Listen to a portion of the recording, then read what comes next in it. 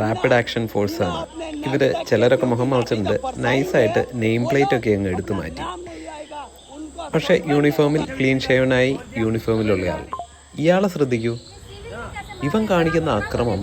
ഇവനാണെങ്കിൽ താടിയൊക്കെ വെച്ചിട്ട് മുഖം മറിച്ച് ഹെൽമെറ്റും വെച്ച് സ്ലിപ്പറും ഇട്ട് പോലീസിൻ്റെ ലാത്തിയും എടുത്തിട്ട് കുട്ടികളെ തല്ലി തകർക്കുകയാണ്. ഇവന്മാരെ കണ്ടോ?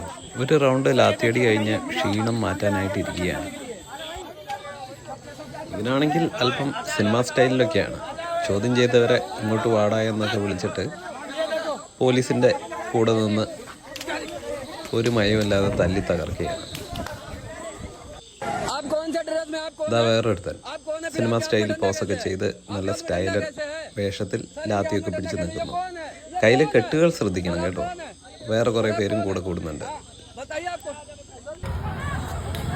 ഇതാ കുട്ടികളെ ഓടിച്ചിട്ട് തട്ടുന്ന വേറൊരുത്തൻ.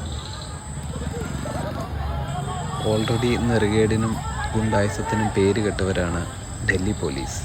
അതിനുള്ളിലെ കൊടും ക്രിമിനലുകളെയാണ് കുട്ടികളെ നേരിടാനായി ഇവർ ഉപയോഗിച്ചിരിക്കുന്നത്. നല്ല പ്ലാനിങ്ങോടുകൂടി മുകളിൽ നിന്നുള്ള നിർദ്ദേശങ്ങളൊക്കെ ഇവർക്ക് കൃത്യമായി ലഭിച്ചിട്ടുണ്ട്. അതാണ് ഇവരുടെ കോൺഫിഡൻസിൻ്റെ രഹസ്യം. മോഡിയുടെ എക്കോസിസ്റ്റം വർക്ക് ചെയ്യുന്നത് ഇങ്ങനെയൊക്കെയാണ്. അമിത്ഷായാണ് ഇവരുടെ നേതാവ്. കൊടും ക്രിമിനലുകൾ അധികാരത്തിൽ വരുമ്പോൾ ഇതൊക്കെ തന്നെ പ്രതീക്ഷിക്കാം.